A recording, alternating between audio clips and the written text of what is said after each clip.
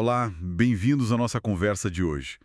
Olha, a gente tem aqui um material, assim, bem específico, um caderno de exercícios para concurso, sabe? Uhum, Focado na legislação educacional brasileira. Pode parecer meio árido, né? Mas é uma janela interessante, viu? com certeza. Porque, apesar de ser um guia de estudo, ele acaba mostrando os detalhes, as regras e até onde o calo aperta no nosso sistema educacional. Então, vamos tentar desvendar isso. A ideia é entender os pilares, sabe? E alguns pontos até surpreendentes da LDB, do PNE, da BNCC, tudo pelo filtro dessas questões de concurso. Exatamente. E o legal, assim, o que eu acho fascinante é ver como essas perguntas, que são para testar o conhecimento formal, na verdade elas refletem o que o sistema considera essencial, né? Sim. Vamos dizer. Boa. Então, vamos começar pelo começo, pela estrutura. Como é que se organiza a educação no Brasil? O esquema geral que o material reforça muito é educação básica e educação superior. Isso. Dentro da básica, temos a educação infantil, o ensino fundamental e o médio. O guia detalha bastante a infantil. Creches até 3 anos, pré-escolas para 4 e 5 anos. Várias questões tratam disso. Uhum. E um ponto que sempre aparece, né?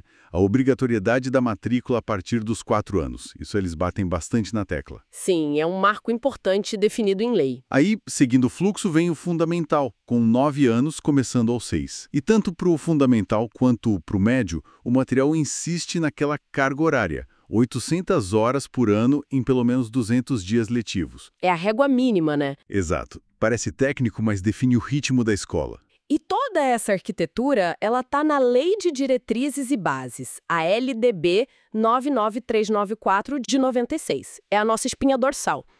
Um ponto que o material toca e que a gente sabe que gera muita discussão na prática Qual seria? é a regra da idade de corte. Para entrar no fundamental, a criança tem que ter 6 anos completos até 31 de março. Ah, sim. Essa data é sempre polêmica. Muito. A lei busca um padrão nacional, o que faz sentido administrativamente, mas na prática esbarra no desenvolvimento de cada criança, na ansiedade das famílias. Sempre tem debate se não deveria ser mais flexível, né? Com certeza. Não é um ponto pacífico. E o guia também menciona, é importante lembrar a educação profissional técnica de nível médio. Ah, verdade. Aquelas modalidades. Isso integrada, concomitante Isso. ou subsequente depois do ensino médio. Tá. Então temos a estrutura. Mas o que guia isso tudo? Existem princípios, tipo a alma do sistema, né? Sim, fundamentais. O material dá muita ênfase no artigo 3º da LDB. As questões testam direto. Igualdade de condições para acesso e permanência, liberdade de aprender, ensinar, pluralismo de ideias, respeito à liberdade, gestão democrática Uhum, e um que eu acho muito importante, a vinculação entre educação, trabalho e práticas sociais. A escola não é uma ilha, né? definitivamente não. E aqui, olha, aqui fica bem interessante. Falando em princípios, essa tal de gestão democrática no ensino público. Nossa, aparece demais nas questões. É um pilar. E não é só uma ideia bonita, tá na Constituição, tá na LDB. A lei fala em participação dos profissionais no projeto pedagógico, da comunidade escolar e local nos conselhos. Sim, o famoso PPP, o Projeto Político Pedagógico, nasce daí. Exato.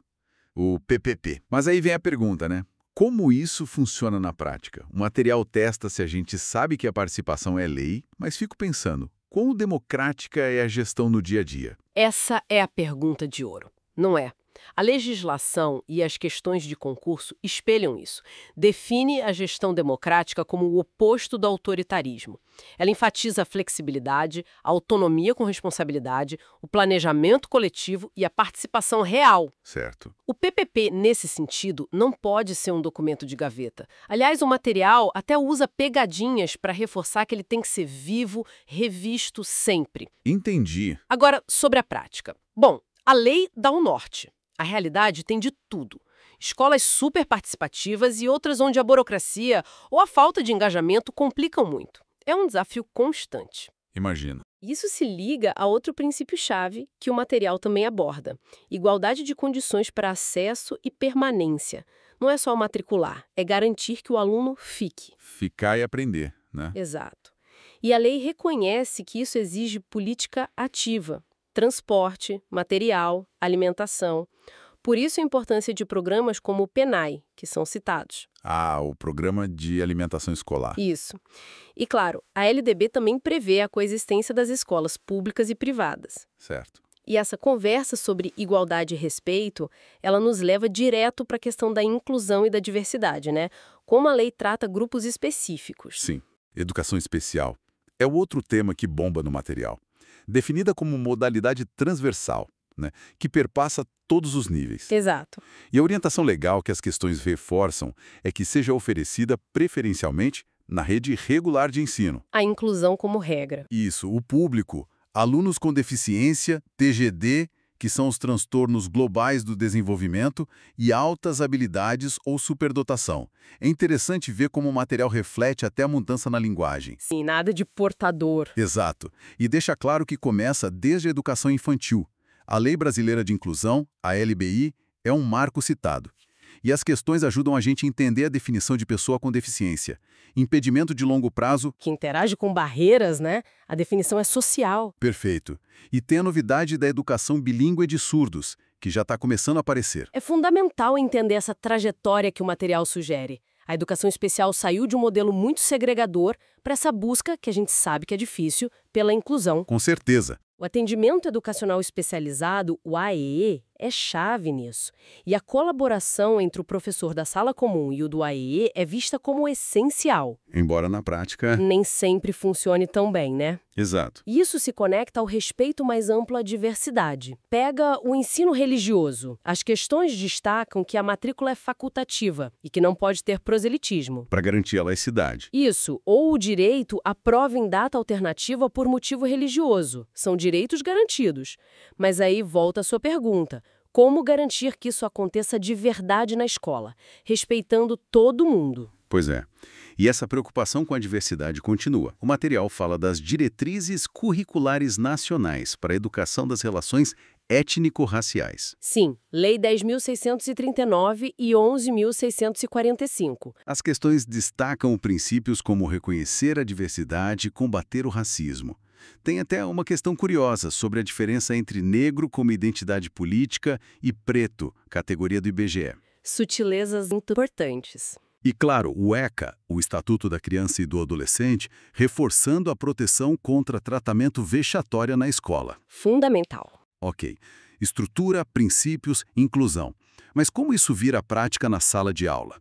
Como entram o currículo e a avaliação? Aí chegamos no coração pedagógico. O guia lembra da estrutura curricular atual, especialmente no ensino médio, a BNCC, Base Nacional Comum Curricular, e os itinerários formativos. Aqueles percursos mais flexíveis. Isso, para aprofundar em áreas de interesse.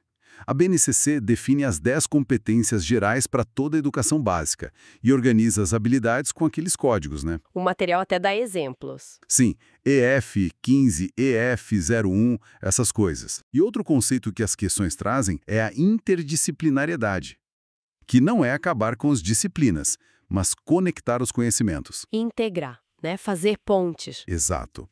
E, curiosamente, mesmo com a BNCC, os antigos PCNs, os Parâmetros Curriculares Nacionais, ainda aparecem como referência em algumas questões. Eles ainda servem de orientação para muita coisa.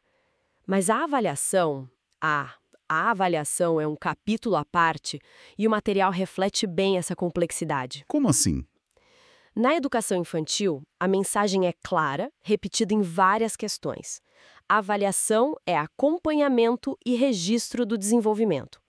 Sem objetivo de promoção, de classificar. Nem para ir para o fundamental. Entendi. Não tem nota, não tem reprovação. Nada disso. A escola tem que emitir uma documentação, sim, mostrando o percurso da criança.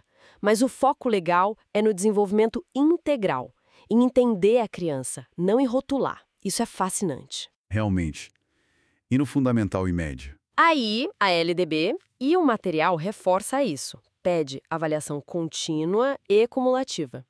E o ponto crucial: prevalência dos aspectos qualitativos sobre os quantitativos. Qualidade acima da quantidade. Exato. A lei valoriza mais o processo, a qualidade do aprendizado, do que só a nota. O material testa isso, às vezes com pegadinhas que invertem a lógica. A lei também garante coisas como avanço de série, para quem vai muito bem, aceleração para quem está atrasado na idade série e a recuperação obrigatória, de preferência durante o processo. Ah, recuperação paralela. Isso. E tem a regra dos 75% de frequência mínima. Essa prevalência do qualitativo sobre o quantitativo. Parece ótimo no papel. Mas será que o material ou a lei indicam como superar os desafios práticos? As escolas vivem sob pressão por números, por rankings. Excelente ponto. A lei aponta o ideal pedagógico. As questões de concurso testam se o candidato conhece esse ideal. Mas a implementação, essa é outra história. Pois é. A pressão por resultado numérico, a falta de tempo para avaliar o processo, a formação dos professores, as condições de trabalho, tudo isso dificulta colocar o qualitativo em prática de forma geral. A lei dá um norte, mas a viagem é longa. Faz sentido. E sobre as funções da avaliação, o material cita as clássicas: diagnóstica, onde estamos, somativa, onde chegamos, e formativa, como estamos indo e o que ajustar. E a formativa deveria ser a principal, imagino. Na educação básica, sim, principalmente na infantil. O uso de portfólios, que aparece como exemplo numa questão, é uma ferramenta ótima para isso. E ainda tem as dimensões da avaliação. A da aprendizagem, do aluno, a institucional interna, a escola se olhando, e a externa, tipo SAEB, as avaliações nacionais. E o professor está no centro disso tudo, né? O material destaca que é dever do docente participar do planejamento, da avaliação, buscar a formação contínua e criar estratégias para quem tem mais dificuldade. Uma responsabilidade imensa. Gigante. E é bom lembrar que essas leis, diretrizes, responsabilidades, elas não existem sozinhas. Elas fazem parte de planos maiores e de uma divisão de tarefas bem complexa entre os governos. Ah, sim. Aí entra o Plano Nacional de Educação, o PNE. O material cita bastante. Sim, o PNE. É um planejamento de longo prazo, decenal. O atual 2014-2024 é citado direto nas questões. Ele tem diretrizes, metas, tipo, erradicação do analfabetismo aparece como diretriz. Metas ambiciosas, muitas delas. E para funcionar, o material ressalta a necessidade de articulação. União, estados, Distrito Federal, municípios, todos juntos. O PNE até prevê conferências nacionais para monitorar. Essa articulação acontece no que a lei chama de regime de colaboração. A LDB e a Constituição tentam dividir o bolo. União faz as normas gerais, coordena o PNE, avalia o país, cuida do sistema federal. Certo. Estados garantem o fundamental e priorizam o médio, além da sua educação superior. Municípios priorizam a educação infantil e o fundamental. O material testa se a gente sabe essa divisão. Entendi. Mas, conectando isso com a realidade, a gente percebe que essa colaboração é um dos grandes nós da educação brasileira. Um autor citado no material, o Saviani, aponta os obstáculos históricos... Econômicos, políticos... Sim, econômicos, políticos, ideológicos, que dificultam ter um sistema nacional de educação que seja realmente integrado, que funcione sem atropelos. A fragmentação e a desigualdade entre estados e municípios são desafios enormes. E o financiamento entra aí, né? Fundeb? Fundamental. Políticas como o Fundeb e planos como o PDE são essenciais nesse jogo. O Fundeb tenta justamente diminuir as desigualdades de verba entre as redes. O material menciona isso também. Ufa, olha, realmente, a gente percorreu um caminho longo aqui, cheio de detalhes da legislação, usando essas questões de concurso como guia. Vimos a tentativa de estruturar tudo, da creche à universidade, de promover inclusão, definir o que e como ensinar, avaliar. É uma engenharia legal e institucional bem complexa. Muito complexa. Então, o que fica disso tudo? Para mim, fica a imagem de um esforço contínuo, que está na lei, para garantir o direito à educação. Mas é um esforço que luta contra uma realidade muito diversa, muito desigual. E aí a aplicação dessa lei toda vira um desafio constante, né? Às vezes é até frustrante. E é uma legislação viva, que não para de mudar. O próprio material que a gente usou alerta: fiquem de olho nas atualizações. Verdade, tinha um aviso no começo. Isso reflete como a sociedade muda, como a gente entende a educação de forma diferente com o tempo. Pensa nas mudanças sobre inclusão, no impacto da tecnologia, que algumas questões já começam a tocar, ou na força das discussões sobre relações étnico-raciais. Tudo isso mexe com as leis.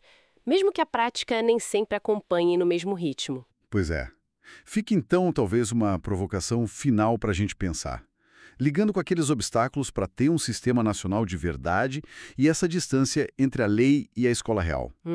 Até que ponto essa teia toda de leis, planos, diretrizes consegue de fato garantir uma educação de qualidade e com equidade para todo mundo num país tão diverso e desigual como o nosso? O que precisaria acontecer para diminuir essa distância entre o papel e a sala de aula, o pátio, a gestão da escola? Uma pergunta que, acho, nem o gabarito do concurso responde. Com certeza não. É a pergunta que continua nos movendo.